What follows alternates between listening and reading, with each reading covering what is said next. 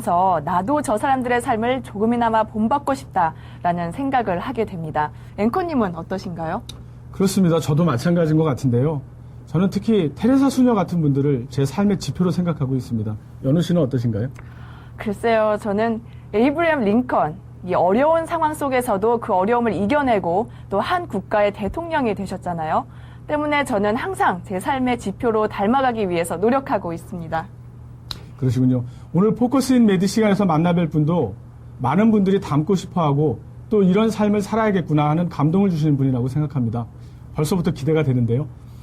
어떤 인생을 걸어오셨으며 또 어떤 삶의 모습이 많은 분들에게 귀감이 됐는지 포커스인 메디에서 만나보시죠.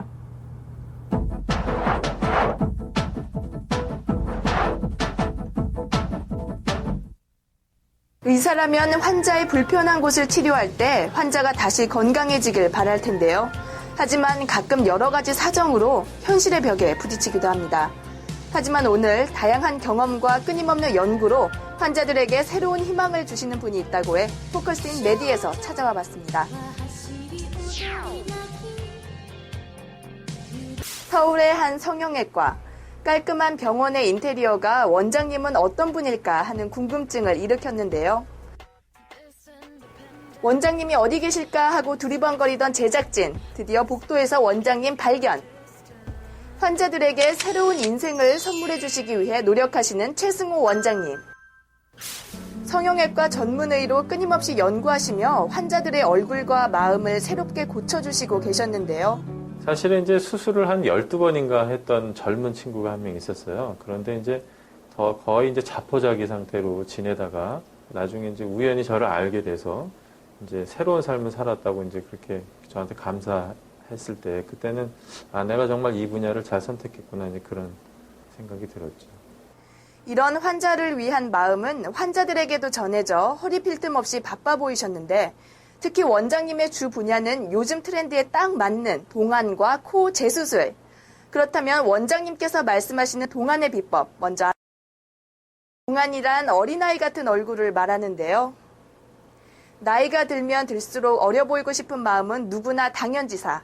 나이에 비해 늙어 보여 그로 인해 상처를 받는 환자들을 볼 때마다 마음이 아프시다고 하시는 원장님. 이런 원장님의 마음을 잘 아는지 동안이 되기 위해 그리고 그 동안을 잠깐이 아닌 오래도록 지속적으로 갖길 원하는데요. 그러면 여기서 잠깐 원장님께서 말씀하시는 동안이 되는 시술법 어떤 것들이 있을까요? 동안 비법 첫 번째, 지방 이식 및 필러 시술. 동안을 만들어주는 가장 첫 번째 방법은 다름 아닌 볼살 지방 이식과 필러 시술. 그거는 이제 우리가 예를 들면은 얼굴이 이렇게 살이 이렇게 쭉 빠져가지고 이렇게 광대가 튀어나온다든가 그러면은 실제 나이보다 많이 들어 보이잖아요. 그리고 사람이 좀 이렇게 건강해 보이지 못하고 그런 경우에는 이제 그 얼굴 그런 파여 보이는 데다가 이제 뭐 필러라든가 또는 자기 지방을 넣어줄 수가 있는데 가장 큰 차이는 필러라는 거는 자기 게 아니기 때문에 안전성이 좀 떨어진다는 거 하고 지방 이식은 한번 이식이 되면 그거는 평생 그 자기 그 형태를 유지할 수 있다 이렇게 생각하시면 되는 거죠. 그렇다면 지방 이식 수술과 필러 시술의 방법, 그 차이점은 뭘까요? 필러 같은 경우에는 이제 어떤 그 지방을 채취하기까지의 과정이 필요 없는 거죠. 이미 상품화돼서 나와 있는 거니까. 그거는 그냥 말 그대로 이제 그 안에 들어있는 상품을 뜯어서 우리가 주사로 그냥 바로 주입하면 되는 거고 지방 같은 경우에는 지방을 채취하는 과정이 있기 때문에 필러보다는 조금 더 복잡하다고 얘기할 수 있겠죠. 두 번째, 코를 얼굴 비율에 맞게 시술하는 방법. 동안 시술과 관련된 것은 다름 아닌 코. 일반적인 룰에 따른다면 코는 우리가 이제 얼굴에서 3등분을 했을 때 이마하고 코하고 코 아래쪽 턱까지 거리가 이제 3분의 1이 되는 거고 코를 기준으로 해서 양쪽 그 얼굴 전체 측면 거기에는 5분의 1이 딱 들어가야 되거든요. 이마하고 각도인데 이마하고 각도가 145도 정도가 제일 이상적인 각도로 돼 있어요. 근데 그 145도는 우리가 정확히 봐서는 잘 모르고 눈썹이 나오는 점에서 시작하는 점이 145도예요. 그리고 코끝은 약간 들리지 않는 각도가 우리가 90도에서 85도 정도 되는데 그 각도가 앞에서 봤을 때 콧구멍이 보이지 않으면서 또 길어 보이지 않는 그런 각도라고 할 수가 있겠죠. 이렇게 코를 자기 얼굴 비율에 맞춰주기만 해도 얼굴이 어려 보인다는 사실. 스마스를 당겨라.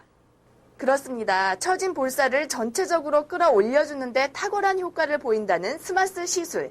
그렇다면 스마스 시술이란 무엇을 얘기하는 걸까요? 우리 얼굴을 이제 전체적으로 보면 그 이제 지방이 있고 그 밑에 근육이 있고 또 그 근육 밑에 또 지방이 있고 그런데 근육을 덮고 있는 이제 얇은 막 구조를 우리가 스마스라고 얘기하는데 스마스는 얼굴 전체를 하나의 막으로 덮여 있는 거기 때문에 그 스마스를 찾아서 당기게 되면 그 스마스와 연결되어 있는 피부와 지방 근육이 전체가 같이 올라오는 거죠.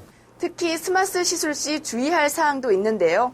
얼굴 전체를 잡고 있는 막을 제대로 찾지 못하면 나중에 스마스층을 찾는 것이 가장 중요합니다.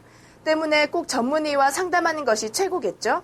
사람들의 경쟁력은 다양합니다. 공부를 하는 학생들도 또 연구를 하는 교수들도. 하지만 의사들 역시 진료를 하는 마음이야 모두 똑같지만 나름의 경쟁력으로 환자를 치료하는 방법이 소위 환자들이 얘기하는 실력 있는 의사가 아닐까 생각됐는데요. 원장님을 찾아온 한 환자, 이미 많은 재수술로 상황이 좋지 않은 상태. 하지만 세상에 안 되라는 법은 없습니다. 원장님을 통해서 색다른 시술로 정상적인 생활을 할 수 있었다고 하는데요. 실리콘을 이용해서 코를 길게 늘렸죠. 그러다 보니까 이제 실리콘이 이제 자꾸 피부 쪽을 압박을 하게 되고 그것 때문에 이제 결국은 이제 뚫고 나오게 된 그런 케이스인데 이거를 예방하기 위해서 뭐 코 앞에다가 코끝 앞에다가 뭐 귀연골도 넣고 자기 진피 조직도 넣고 했지만 결국은 이제 이런 그 부작용으로 고형물이 돌출돼 버린 케이스죠. 자기 가슴 연골로 코를 수술하는 건 신체의 자기 조직 일부를 떼어내 이식하는 것이기 때문에 이미 부모가 물려준 것과 같은 효과를 발휘한다고 하는데요. 하지만 가슴 연골을 이용한 수술 방법도 여러 가지, 그중에서 이미 PRS란 곳에 논문이 실렸을 정도로 원장님의 수술 방법이 의사들 사이에서도 화제가 됐던 게 사실. 연골을 일단 채취를 하겠죠. 이제 가슴선 아래에서 흉터가 가능하면 보이지 않는 부분에 한 2에서 3cm 절개를 한 다음에 연골 채취가 되면 그 연골을 우리가 이제 휘어지지 않는 부위를 이제 이용해서 콧등을 올리게 되고 그 나머지 옆에 면을 이용해서 코끝 모양을 만들어주게 되는 거죠. 이렇게 바쁜 와중에도 무엇을 더 연구해야 할까, 환자를 위해 어떤 노력을 할까 고민하신다는 원장님. 특히 앞서 소개된 가슴 연골 시술이 발판이 돼 이제는 세계로 앞서 나가는 의사가 되기 위해 많은 계획을 준비하고 계셨는데요. 앞으로 계획은 이제 제가 좀 더 공부를 더 해서 이제 그런 제 여러 수술 사례들을 좀 규합을 하고 그래서 연구하고 해서 논문을 좀 더 발표해서 좀 주도적인 그런 역할을 하고 싶어요. 그래서 제가 이제 좀 더 케이스가 더 모아지고 그렇다고 한다면 이제 여러 학회도 참석을 해서 제 어떤 논문 결과를 발표를 좀 더 해야 될 것 같고 그런 것들이 이제 좀 체계적으로 이루어질 수 있는 교육 시스템을 좀 만들고 싶은 게 제 바람입니다. 아직 해야 할 일은 더 많이 남았습니다. 단순히 미용만을 위해 하는 성형보다는 자신이 만족하지 못해 그리고 더 나은 본인을 기대했다가 실패를 맛본 경우 그런 분들을 위해 더 많이, 더 열심히 노력할 것이라는 최승호 원장.